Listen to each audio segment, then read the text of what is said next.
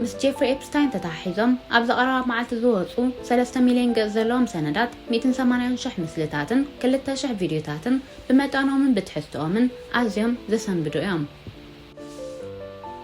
ነዚ ስዒቡን ኣብዚ ሕጂ ግዜ እንተወሓደ ኣብ 10 ሃገራት ምርመራታት ይካየዱ ኣለዉ። ኣብዚ ጉዳይ ብዙሕ ክምርመር ዝግብኦ ነገራት እኳ ተነበረ ኩሉ ነገር ግን ቅድም ሰሙን ኣቢሉ ተጀሚሩ።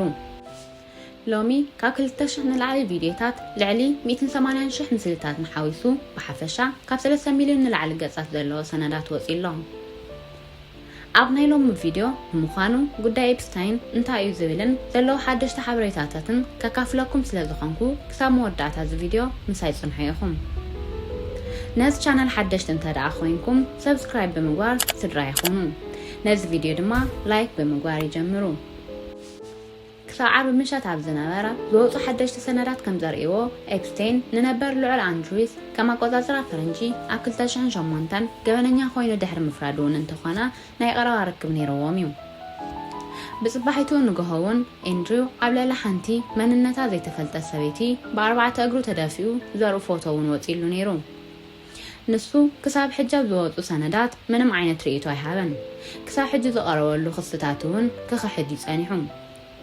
እንተኾነ ግን ሰነዳት ከም ዘርእይዎ ኤፕስታይን ኣብ 2003ን ኣብ 2004 ምስ ቀዳማይ ኣምባሳደር ሃገር እንግሊዝ ኣብ ኣሜሪካ ዝተኣሳሰሩ $75,000 ሒሳብ ከፊሉ እዩ። ንሱ ግን ዝተኸፈሎ ገንዘብ ዝተቐበለሉ ይኹን ዝኾነ ዓይነት መዝገብ ወይ ድማ ተዘክሮ ከም ዘይብሎም እቶም ሰነዳት ድማ ሓቀኛታት ከም ዘይኾኑን ይዛረብ። ነዚ ስዒቡ ድማ ፖሊስ ኣብዚ ሕጂ ሰዓት ፈተሻ ጀሚሩሎ። ቀዳማይ መርመሪኡ ድማ ኣብታ ቀዳመይቲ በዓልቲ ቤት ኣንድሪው ዝነበረት ሳራ ፈርጉሰን ዝገበረ እንትኸውን ናብኣ ዝተላእኹ ኢሜይላት ንሱ ኣብ ቤት ማእሰርቲ ኣብ ዝነበረሉ ግዜ ንሳ ምስ ኤፕስታይን ዝነበራ ቅልውላው ዘርእዩ እዮም። እዚ ኮይኑ ዋላ ግን እቶም ዝተረኸቡ ኢሜይላት ዝኾነ ዝተፈጸመ በደል ከም ዘሎ ዝሕብሩ ይኾኑን። ፖሊስ ሜትሮፖሊታን ኣብ ልዕሊ ፒተር ማንደልሰን እውን መርመራ ጀሚሩ እዩ። እቶም ሰነዳት ከም ዝጠቕስዎ ከም ኣቆጻጽራ ኣውሮፓውያን ኣብ 2008 መንግስቲ ጎርደን ብራውን ሚኒስተር ንግዲ ኣብ ዝነበረሉ ግዜ ኣብ ማእኸል ቁጠባዊ ቅልውላው ኮይኑ ንዕዳጋ ዝጸልቡ ሚስጥራት ሓበሬታታትን ንኤፕስታይን የመሓላልፍ ነይሩ። ንሱ ግን ብገበን ከም ዘይተሳተፈን ንወርቂ ረብሕኡ ድማ ምንም ዓይነት ነገር ከም ዘይሰርሐን ይዝከራኸር። ኤፕስታይን ኣብ ኖርዌይ፣ ፖላንድ ክሳብ ኣውስትራልያ ኣብ ኩሉ ቦታታት ርክብ ነይርዎም። ካብዚኣቶም ድማ ሓደ ቢል ጌትስ ክኸውን ከሎ እዚ ቢልዮነር እዚ ድማ ምስ ጄፍሪ ኤፕስታይን ብዝሕለፎ ነብሲ ወከፍ ደቂቓ ኣዝዩ ከም ዝተዓሲ ገሊጹ። ሓደስቲ ሰነዳት ከም ዝሕብሮ ኤፕስታይን ንቢል ጌትስ ካብ ሩሳውያን ኣዋልድ ብጾታዊ ርክብ ዝመሓላለፍ ረኽሲ ወይ ድማ ኢንፌክሽን ሒዝዎ ወይ ብምባል ከም ዝኸሰሶን ጌትስ ግን ነዚ ክሲ ሓሶት ከም ዝበሎን እዮም ዘመልክቱ።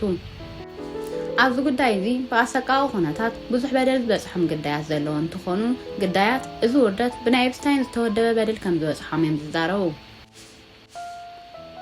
እዞም ግዳያት ንነዊሕ እዋን ስለ ዝተቃለሱ እዚ ጉዳይ ምቅላዕ እኳ ዕግበት እንተሃለዎም ብዙሓት ግን መንነቶም ዝተገለጸሉ መንገዲ ኣዝዩ ቆጢዕዎም እዩ። ገለ እውን ምናልባት እቲ ዝኸፍአ ነገር ገና ይወፀን ዝብል ስጋኣት ከም ዘለዎም ተዛሪቦም እዮም። ሚኒስትሪ ፍትሒ ብዘሰንብድ ኩነታት መንነቶም ከይፍለጥ ናይ ዝደለዩ ግዳያት ሓበሬታ ብጌጋ ለቒቕዎ እዩ። እዚ ድማ ክሕከም ዘይኽእል ጉድኣት ከም ዘውረደሎም ጠበቓታት ናይዞም ግዳያት ገሊፆም እዮም። ካብቶም ግዳያት ሓንቲ ዝኾነት ማሪና ፋይላተይ ምስ ረኣኹ ኣዝየ የሰንቢደ፣ ምክንያቱ ዘይፈልጦም ነገራት ነይሮም። እቲ ሓቂ ድማ ዓርቢ እቶም ፋይላት ምስ ተለቐቐ የፈሊጠዮ ልበይ ከዓ ተሰይሩ እዩ ብምባል ስምባዳን ሓዘናን ገሊፃ እያ።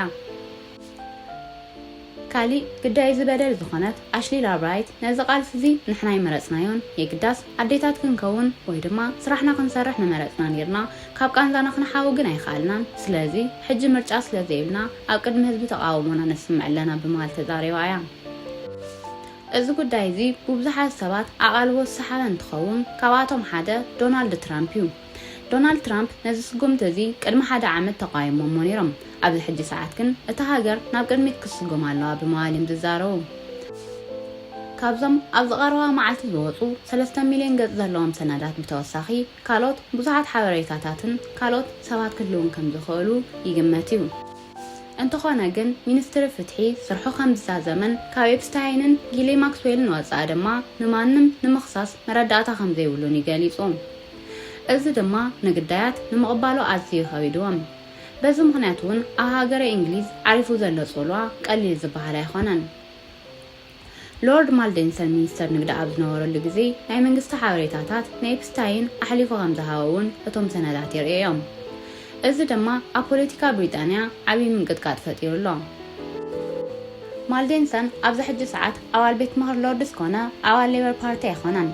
ቀዳማይ ሚኒስተር ኪር ስታርመር እውን ንዕኡ ኣምባሳደር ገይሮም ብምሻሞም ስርሖም ኣብ ሓደጋ ኣትዩ ዝርከብ።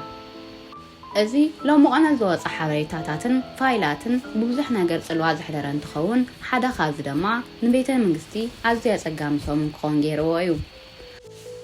ኣብ መንጎ ኤፕስታይንን ኣንድሪው ሳራ ፈርጉሰንን ዝነበረ ርክብ ድማ ኣዝዩ ጥቡቕ ከም ዝነበረ ንጹር ኮይኑሎ።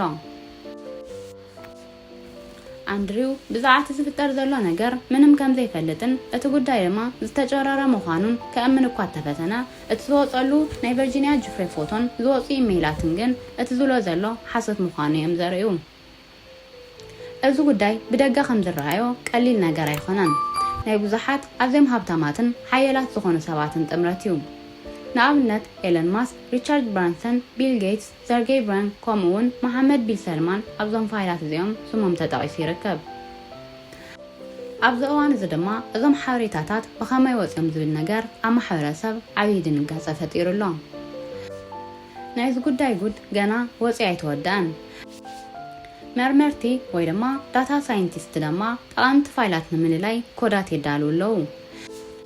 ብተወሳኺ እውን ኣብ ኢንተርኔት ዝዝርግሑ ናይ ሓሶት ፋይላት ንኣብነት ካብ ኢለን ማስክ ዝተለኣኹ ዝመስሉ ናይ ሓሶት ኢሜይላት ከምዚኦም ዝበሉ መረዳእታታት ከጻርዩ ይፍትኑ ኣለዉ። እዚ ጉዳይ ነገሩ ገና ኣይተወድአን። ንሕና እውን ዘሎ ሓድሽ ሓበሬታ ናባኹም ሒዝናልኩም ንመጽእ ኢና። ንሎሚ ቀሪበልኩም ዝነበርኩ ሓበሬታ ግን ነዚ ይመስል ነይሩ። ክሳብ መወዳእታ ስለ ዝተኸታተልኩምኒ ኣዝየ ዘመስግን። ኣብ ቀጻሊ ብኻልኦት ትሕዝቶታት ንኽንራኸብ ነዚ ቻነል ሰብስክራይብ ምግባር ኣይትረስዑ ኢኹም። ኣብዚ ዘለኹምዎ ሰናይ ጸንሒት።